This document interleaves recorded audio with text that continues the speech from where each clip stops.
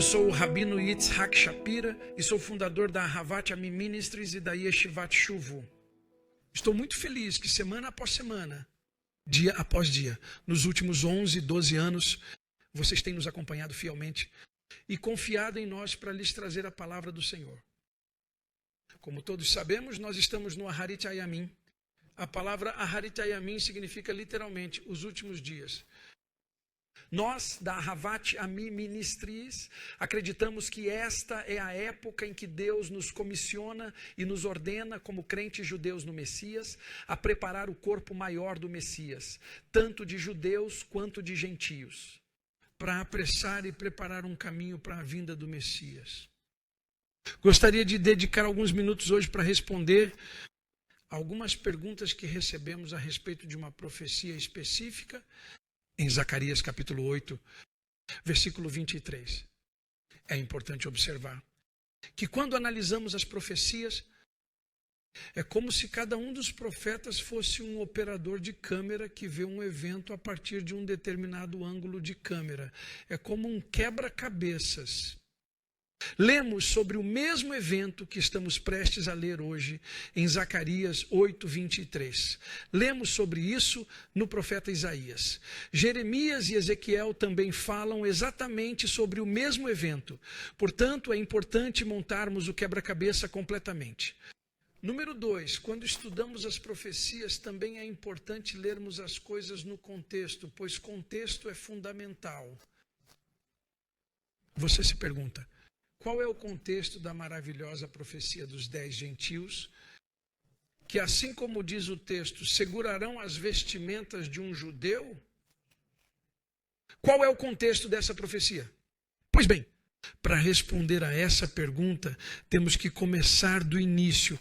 Deus diz, e eu cito o seguinte, ele diz, Kineti letzion, kin agdolah, uchema gdolah, kineti lá. O que significa isso? Ele diz, eu tenho um grande zelo, um grande ciúme de Sião. Ele usou a palavra remá, que significa ira, mas remá vem da palavra hebraica rum, calor. Estou apaixonado por Sião. Estou tão apaixonado por Sião, que já estou pronto para voltar a Sião. No capítulo 8, Deus basicamente descreveu seu retorno para Sião durante os últimos dias. Esse processo de retorno a Sião tem um nome. Em hebraico é chamado de os últimos dias. Portanto, quando lemos esse capítulo, é importante entendermos o que vai acontecer. Uma das coisas que o Senhor mencionou nessa passagem é que ele diz que as pessoas voltarão para a cidade e a cidade se chamará Jerusalém. O nome de Jerusalém é Jerusalém, a totalidade, o completo. Exatamente o que Deus disse que aconteceria, aconteceu. Deus disse, quando o povo de Israel retornar, voltarei com eles. E ele diz, quando a cidade estiver completa, então saberemos que estamos no final dos últimos dias. Como é chamada essa cidade? Jerusalém. Os últimos dias. Em 6 dias, Israel conseguiu milagrosamente capturar toda Jerusalém até o monte do templo. Por favor, entenda que quando isso aconteceu, o próximo evento descrito aqui no capítulo 8 de Zacarias, versículos 4 e 5, é o que vemos diante de nossos olhos. Vamos ler juntos.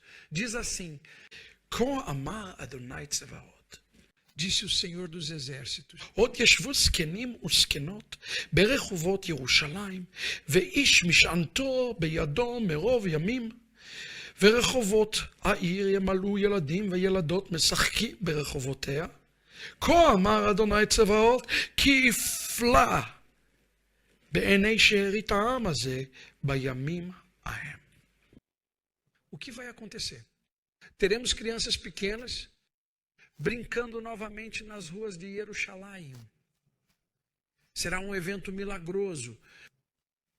Isso depois de ter se afastado da cidade por 2000 anos. O próprio Deus fará com que o povo reconheça que é Deus e somente Deus que nos faz retornar a esta terra. Por que ele nos fez retornar à terra? Porque a Geulah, a redenção da casa de Israel, está bem perto de nós. Observe que o texto usou as palavras Bayamim Ahem. Vou explicar isso para vocês. Quando os profetas de Israel falam sobre os tempos que se aproximam da vinda do Messias, eles usam dois termos. Bayamim Ahem ou Bayomahu. Eles se referem à mesma coisa. Naqueles dias, nos dias que chamamos de Aharit Ayamim, os últimos dias, o fim dos dias, esses são os dias do Messias. O contexto do capítulo 8 de Zacarias continua quando o Deus de Israel fornece claramente um roteiro para o retorno do Messias. Número 1, o povo judeu voltará para a terra. Podemos colocar uma marcação ao lado disso. Número 2, diz que Jerusalém estará no controle de uma terra judaica. Também podemos colocar uma marca de verificação ao lado disso. Número 3, o povo reconhecerá que Deus e somente Deus é quem fez esse milagre. Podemos colocar uma outra marcação nisso. Naqueles dias, os dias em que Israel retornará à terra, especificamente a Jerusalém, eles chamam de Bayamim Ahem. Assim como ouvimos nas palavras de Zacarias mais tarde, quando ele diz: Bayom Ahu Yeh Adonai Echad. Naqueles dias o Senhor será um e seu nome será um. Isso representa a vinda do Messias.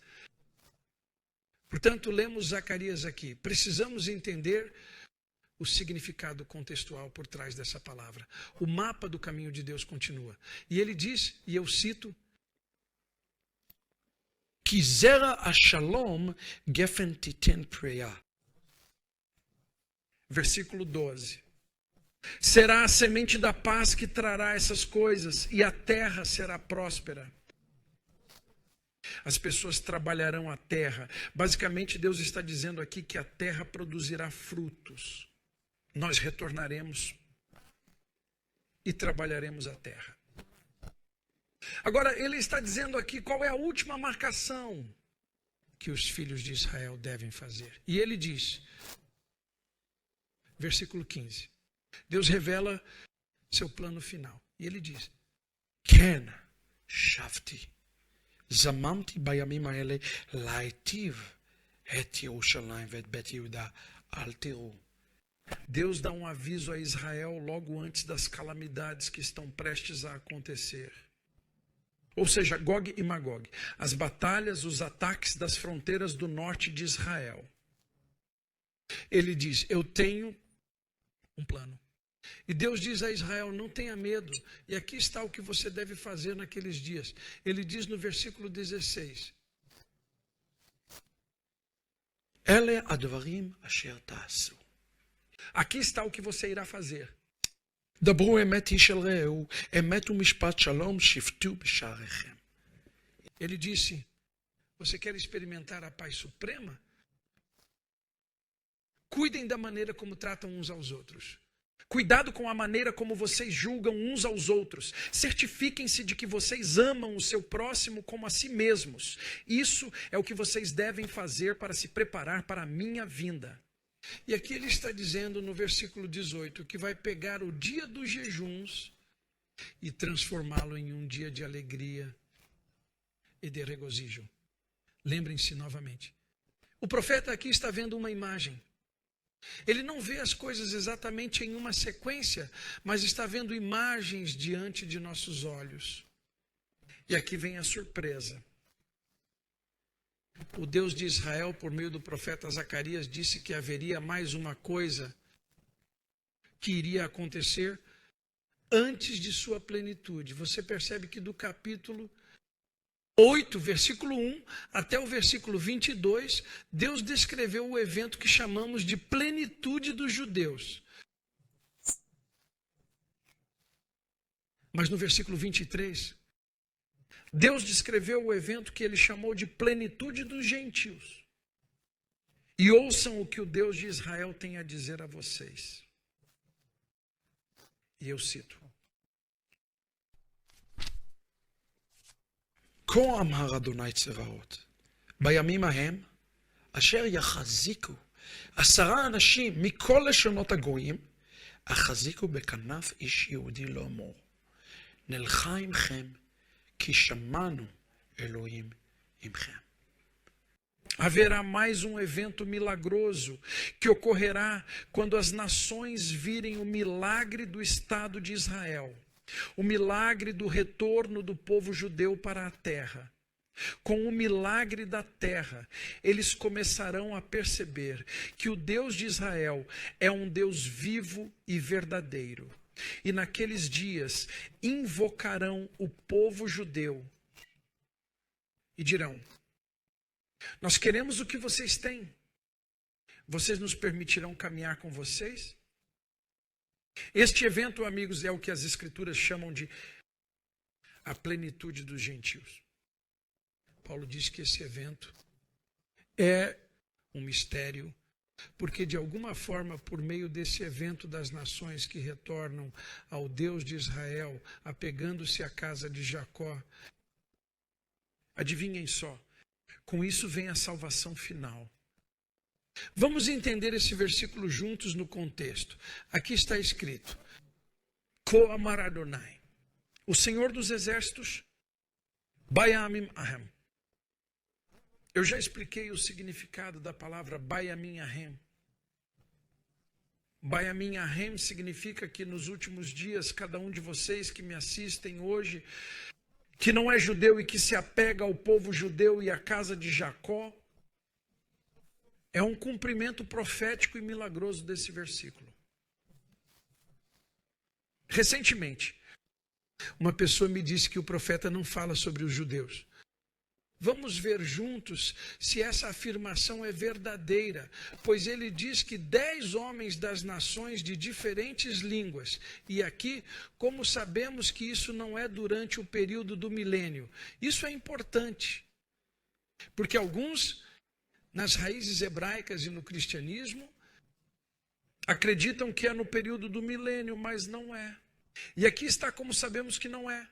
Porque o livro de Sofonias nos diz que nos últimos dias, quando o Messias estiver aqui, ele nos levará de volta a uma única língua, o hebraico. Sofonias, capítulo 3, disse isso, mas aqui a nação ainda está em línguas diferentes. É exatamente isso que ele diz quando usa a palavra Mikol Leshonot. Eles falam idiomas diferentes. Ainda estão sob a maldição da Torre de Babel. Mas o fato é que eles retornam, 10 deles. Isso é importante. Por quê?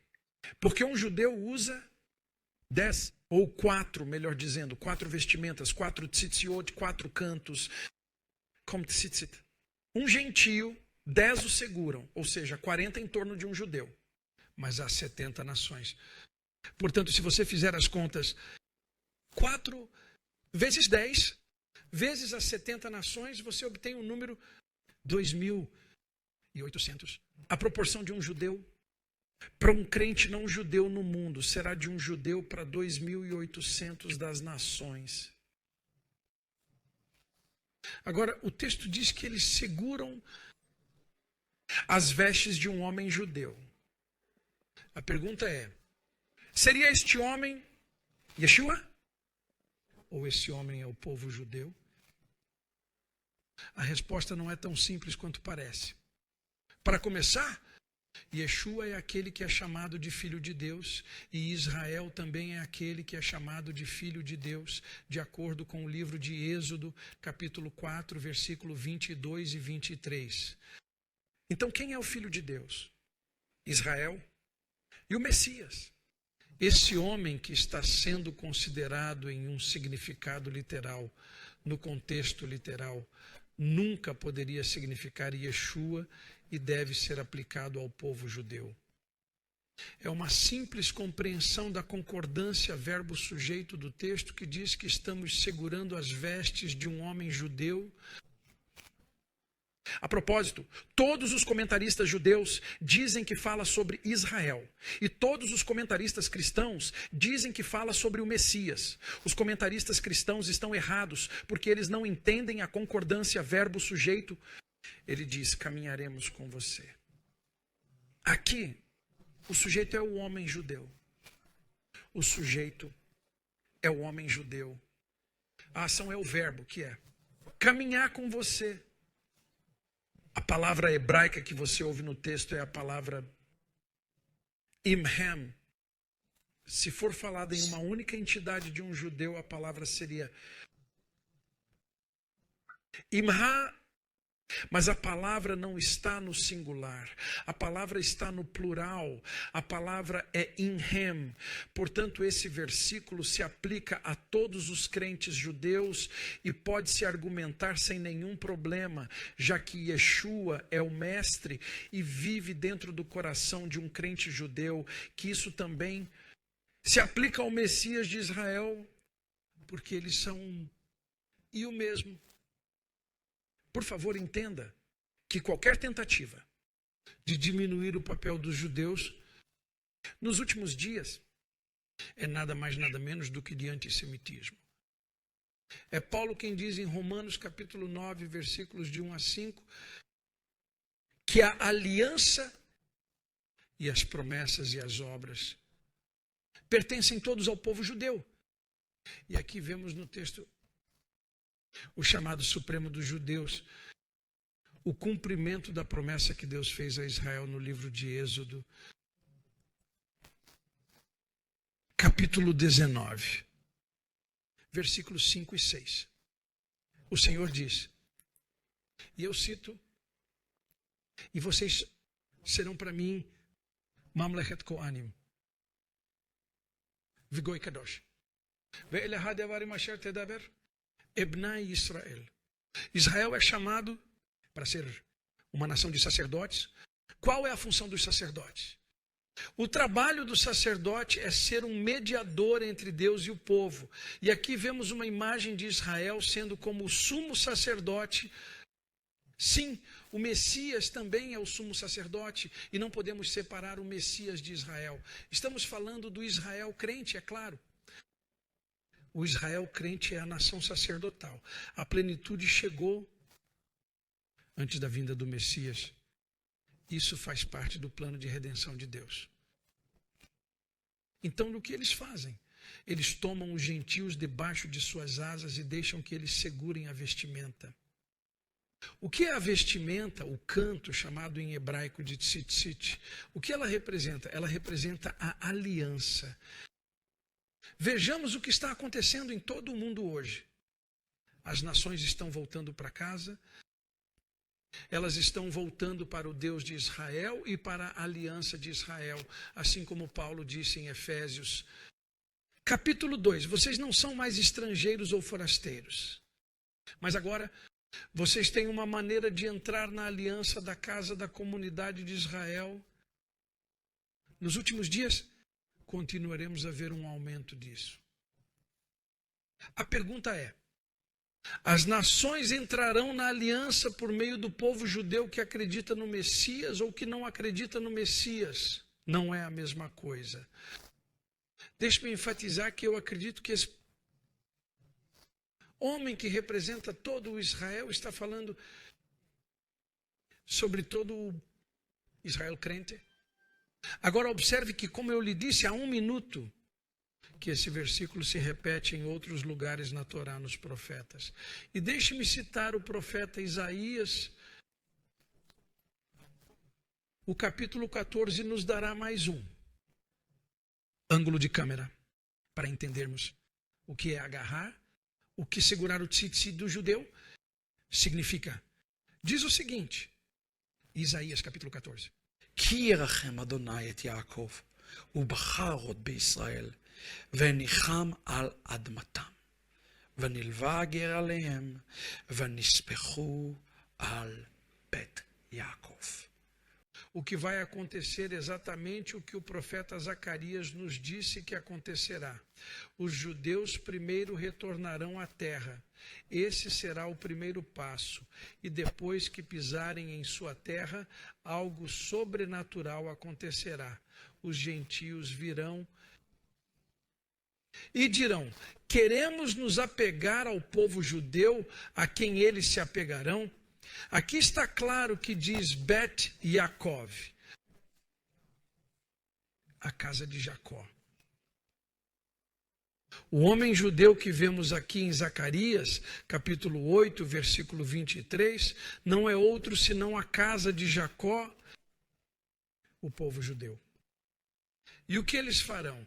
O texto diz aqui que eles se apegarão, a palavra em hebraico nisperro, eles se tornarão parte do povo judeu.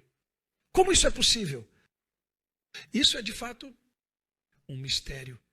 Um mistério que nenhum de nós pode realmente entender. Somente Deus e o próprio Deus.